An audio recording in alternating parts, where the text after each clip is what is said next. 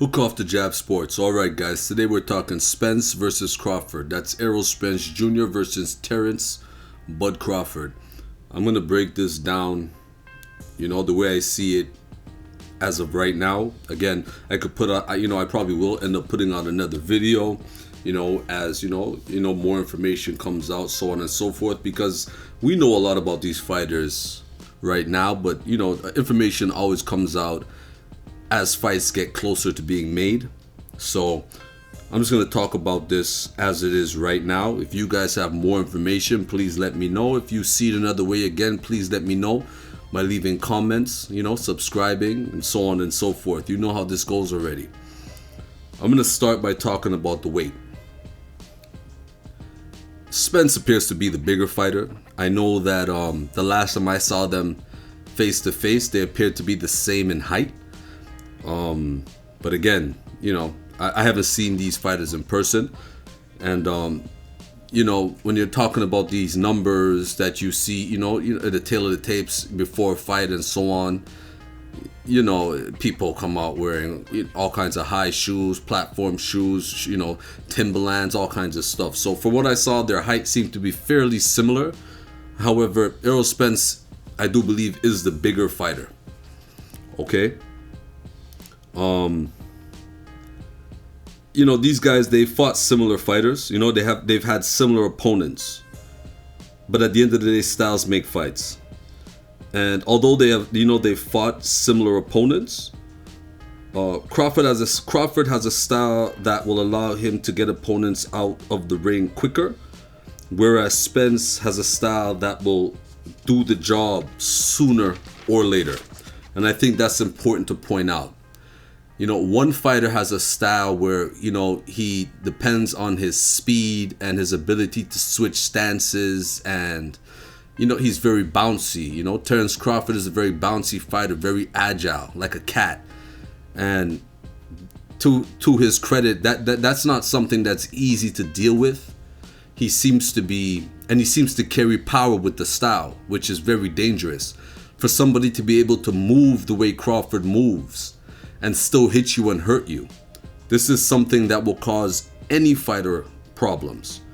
The difference between the two when it comes to Crawford being cat-like when he fights and Spence is that Spence sticks to what he knows because he believes in what he does. And I think that's very important. He fights a very specific style of fight. And it kind of reminds me, I'm not going to pretend to be some sort of boxing historian, but it does kind of remind me somewhat of like a Hagler versus Leonard type of fight, where you have a fighter that can, he does this and he does that. In Leonard, fight you on the inside, fight you on the outside. He uses speed and combinations, and Spence can do all of that too, but I think that Crawford has the advantage when it comes to the ability to, turn that on and off as he chooses. When an opponent is dodging, ducking and weaving and trying to avoid his punches, he seems to be able to find the opponent's head, especially when they're hurt and he knows he has them hurt.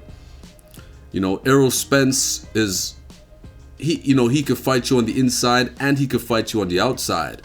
However, I do, in my opinion, from what I've seen, Spence is very, he's, compared to Crawford, Spence is much more devastating on the inside. It's like he just believes that he's going to hit you and you're going to feel it, and you're going to succumb to that. And that belief is something, I think that balances out the cat-like style of Crawford, is Spence's belief in his ability to get you. He knows he's going to get you.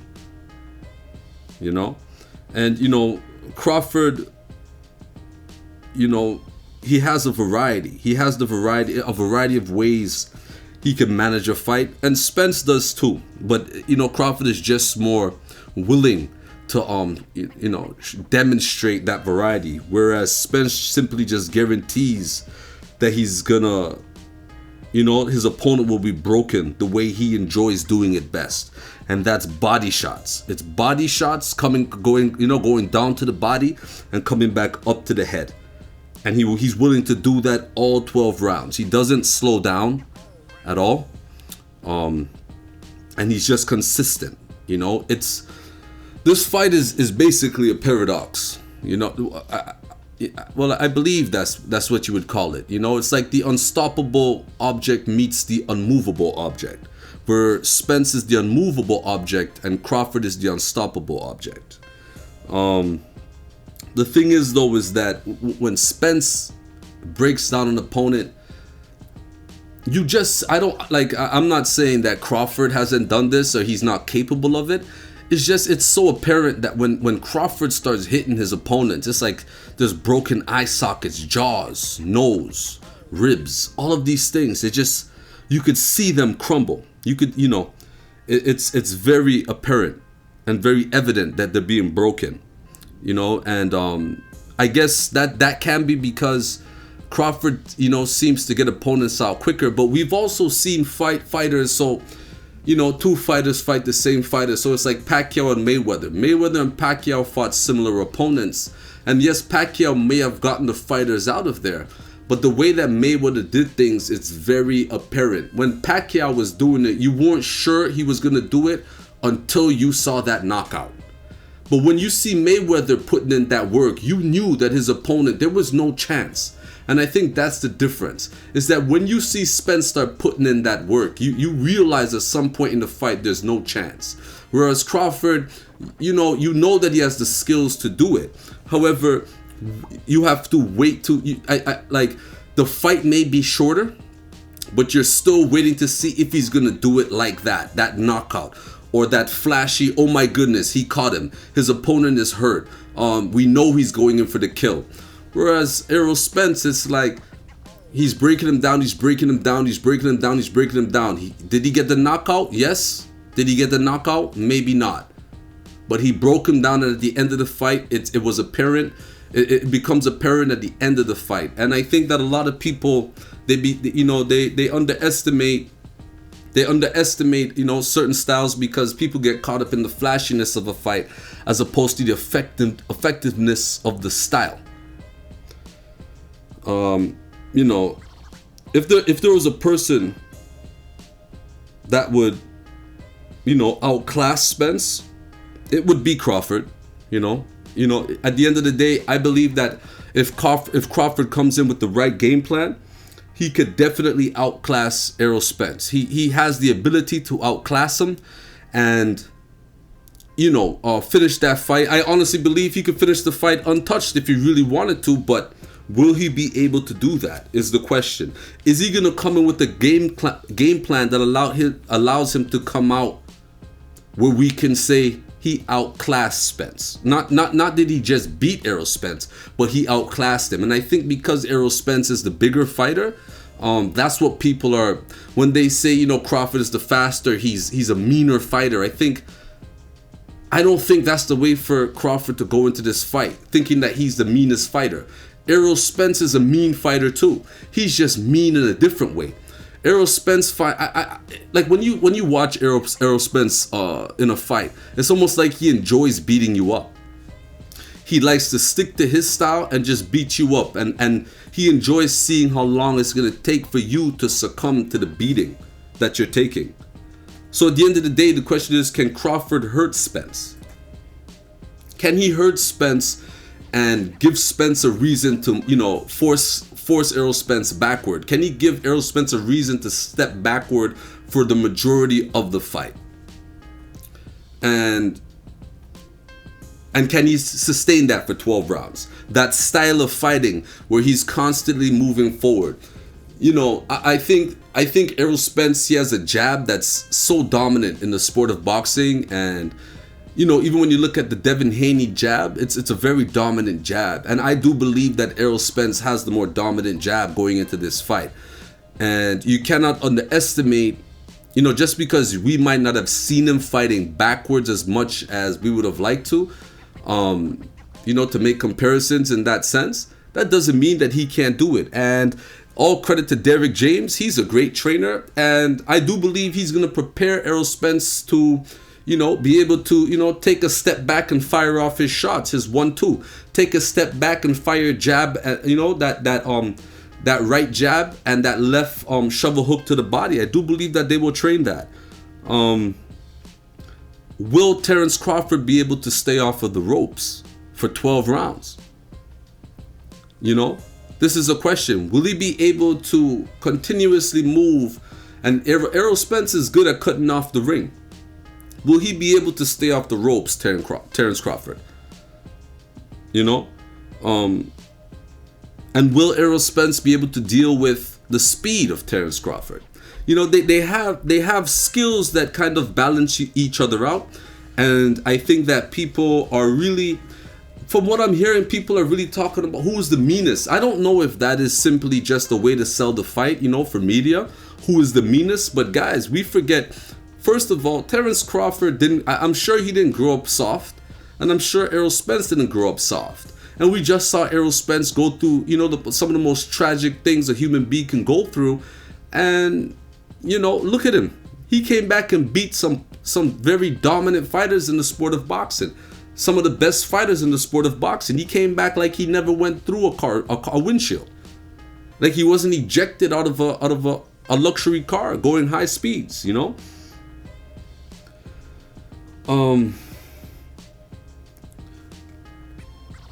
Yeah, Spence is mean too, Crawford is mean, Spence is mean too. I will say this, Crawford does come from a wrestling background, and if he is able to, that's the strength that he's gonna have to manifest within that fight and utilize within that fight. And if that works for him and he's able to, use everything that he has and really let Errol Spence know who's the boss. I see Terence Crawford, I genuinely see him outclassing him, like outpointing him. Do I see Terence Crawford knocking out Errol Spence? No, I do not. Do I see Errol Spence being able to hurt Crawford? Yes, I do. Do I see Terence Crawford being able to hurt Errol Spence? Not as likely as the other way around. And I think that is what this fight boils down to. Who can hurt who? Who can utilize their abilities to hurt the other opponent and demand that respect in the ring? We have seen these fights, and again, I'm going to say this one more time. I just want to emphasize this. We have seen fighters fight similar opponents. It's always easier to fight somebody second. It's always easier because you see, when a fighter fights the best in a division, it's easier to spot the weaknesses as opposed to when they're fighting other fighters who are good fighters, but they're not the best. It's easier to point out their weaknesses and take advantage of that. So I do understand why people would have that perspective on the fight. However, at the end of the day, they're both champions, and I think that neither of these two fighters are gonna come into this and without recognizing, the skills and the abilities of the other fighter. I do think that Errol Spence, I know for a fact that Errol Spence is gonna recognize. I personally think Terence Crawford is the faster fighter, and if I'm right, Errol Spence is gonna be prepared for that. I do believe that Terence Crawford understands that Errol Spence is the bigger fighter, and he is going to make sure that within those 12 rounds, Terence Crawford is going to get hit to the body, and he's going to get hit to the body hard, and he's going to get punches to the body where it's left hook to the body, left hook to the head. How is he going to defend against that? How is Errol Spence going to defend against the speed of Terence Crawford and his ability to switch stances? How is Terence Crawford going to deal with Errol Spence, the jab of Errol Spence, and his ability to recognize the openings to the body and to the head and throw those combinations? These are the things that we really got to ask ourselves. These are the things as fans. And these are the things that these fighters, I do believe they've already recognized that. Both of these guys want the best fights, guys. They're not talking about fighting each other because one is, meaner than the other. They both believe they're the meanest and they're both champions. You can't be a boxer and you don't want to hurt somebody. When Wilder said that he wanted a body, everybody was mad at him. Let me tell you guys something. If you choose to fight somebody and that person that you choose to fight wants to fight you, the stupidest thing to believe is that they don't want to hurt you just as much as you would want to hurt them. If you go into a fight believing that you're going to do this much and that person's going to stop, like, what world are you living in? And it's not to say that they want to go in there and take a life or anything like that, but if Terence Crawford hits Errol Spence with a shot and Errol Spence lives, makes it through that shot, he's going to want to get Terence Crawford back and vice versa. So at the end of the day, this is about who is able to, control the ring and demonstrate dominance. Who is going to get the respect that they need? Who is going to be able to, say, you're going to respect me and get that respect. Demand that respect and earn that respect. Who is going to be the fighter that does that? It's not as easy, as it sounds. I was watching Andre Ward versus Alan Green recently. And Andre Ward, from the beginning of the fight, he let Alan Green know, I'm not going to let you do what you want to do. And this is what this fight is all about. Who's going to let the other person know, I'm not going to let you do what you want to do? I just want to say good luck to both fighters. If I have any more thoughts on this, I'm going to make sure that I make a second video, because again, the fight, I believe they said it was about 2/3 of the way, away from being made. So whatever else is left done, they just have one more step to make. Hopefully that fight gets made. It's a fight I would love to see.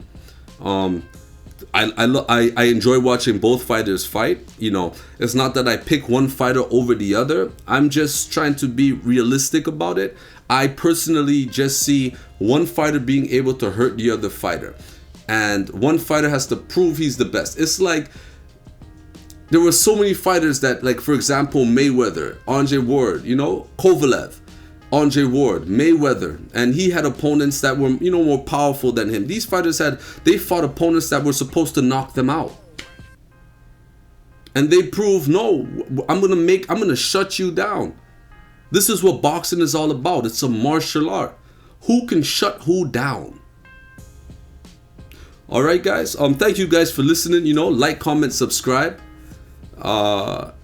Let me know what you guys think. I really want to know what you guys think. I feel like I'm going to have more to say about the fight. I hope I didn't upset anybody, but if I did, please let me know. And if you agree with me, please let me know. I'm very excited. I hope this fight, I'm really excited. I hope this fight gets made. I think both of those fighters are great fighters and they deserve all the respect. They deserve to be champions. They've worked hard for it. They have shown their toughness. They have shown that they're gritty. They have shown that they're both dogs. Thank you guys for listening. Until the next time, hook off the jab.